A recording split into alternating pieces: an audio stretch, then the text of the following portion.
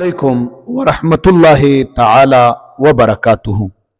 معزز دوستانو، د خوبونو د تعبیر په سلسله کې یو د بل ناشنا خوب تعبیر ما تاسو ته راوړی دی او هغه په خوب کې اسپ لیدل، قچر لیدل او په هغې باندې سورلي کول یا هغه لیدل یا د هغې د لیدل نه مزه اخیستل یا په دغې طریقه باندې اسونه لیدل، د دې څه تعبیر کیدی شي؟ ګرانو دوستانو معززینو، په خوب کې آسان لیدل حضرت دانیال علیه السلام مبارک فرمای چې دا عزت دی، جاه او جلال دی. رب العالمین به تعالی عزت درکوي، رب العالمین به تعالی خواله درکوي او په عزت کې به اضافه کیږي.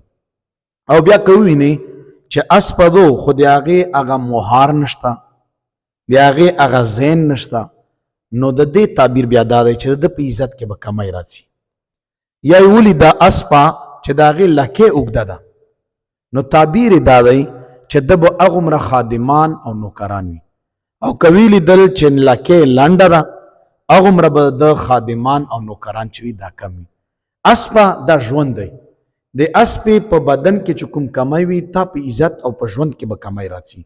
او که ښه اسپه ده، قوي اسپه ده، اسم علماو لیکلی دي چې د ژوند مثال د اسپې په شان دی، نو د تا په اسپه باندې د تا تیز رفتاري د تا ښه ژوند دی.